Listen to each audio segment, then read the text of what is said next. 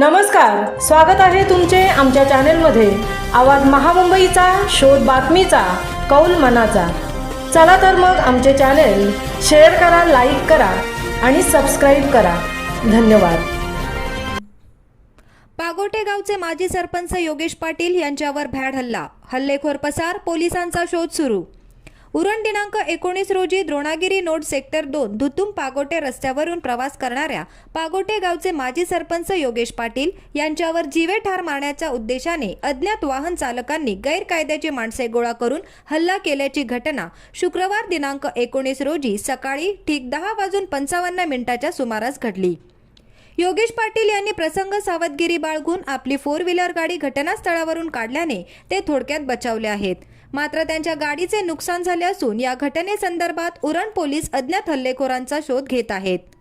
मिळालेल्या माहितीनुसार पागोटे गावचे माजी सरपंच योगेश पाटील हे शुक्रवारी नेहमीप्रमाणे आपल्या कामानिमित्ताने सकाळी द्रोणागिरी नोड सेक्टर 2 येथील धुतुम पागोटे रस्त्यावरून आपल्या 4 व्हीलर गाडीतून प्रवास करत होते।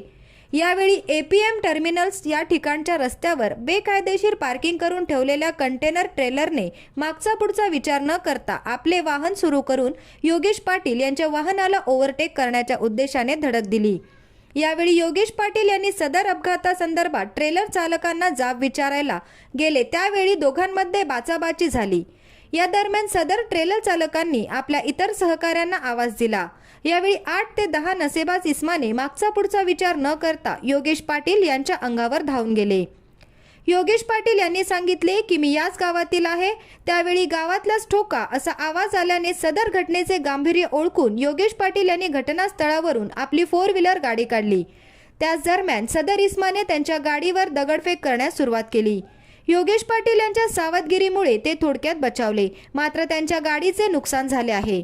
या घटनेसंदर्भात उरण पोलीस ठाण्याचे वरिष्ठ पोलीस निरीक्षक हनीफ मुलानी यांच्या मार्गदर्शनाखाली पोलीस अधिकारी कर्मचारी सदर अज्ञात हल्लेखोरांचा शोध घेत आहेत।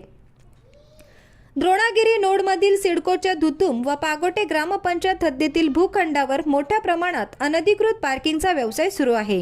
अशा पार्किंगवर मिळणाऱ्या दारू व अंमली पदार्थांचे सेवन हे बंदरात ये-जा करणारे वाहन चालक करत आहेत। त्या नशेच्या धुंदीत सदर वाहन चालक आपली वाहने रस्त्यावर सर्व्हिस रोडवर आडवी उभी करून वाहतूक कोंडीबरोबर अपघाताला धोका निर्माण करत आहेत। या संदर्भात विचारणा केली असता ते आपली दहशत निर्माण करत आहेत।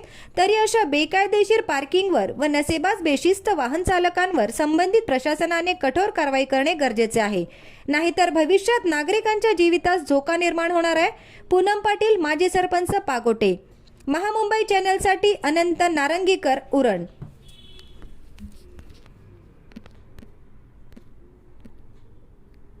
योगेश भाई, काय झालं आज? मी पागोटे गावचा माजी सरपंच असून वेळोवेळी ज्या काही समस्या असतात त्या नेहमी निरासन करण्याचा प्रयत्न माझ्या पद्धतीने मी करत असतो। मी माझ्या गाडीचं काम निघालं असताना मी मिस्त्रीला घेऊन गेलो तर तिथं अनधिकृत तिथं पार्किंगमध्ये असलेली गाडीने माझ्या गाडीला तिथं येऊन टच केले। त्याच्यानंतर मी त्याला विचारणा केली असताना सदर्भ त्याच्यात बाचाबाची झाली, थोडीशी टच झाली हे समजून मी पुढे गेलो। यू टर्न मारल्यानंतर त्यांनी पूर्ण दगड हातात काठ्या घेऊन माझ्या गाडीवरती ते फोडण्याचा प्रयत्न करून माझ्यावरती प्राणघातक आला। ही बाब म्हणजे फार दुर्दैवी आहे आणि कमीत कमीत 8 लोक ती होती। तर एखाद्या जर व्यक्तीवरती असा जर प्रकार होत असेल आणि हा जर व्यक्ती जर रात्रीचा प्रकार असता तर निश्चितच त्या व्यक्तीचा कोणाचाही जीव घेऊ शकतात। तर याचा शासन दरबार योग्य ते विचार करावा ही माझी नम्र विनंती।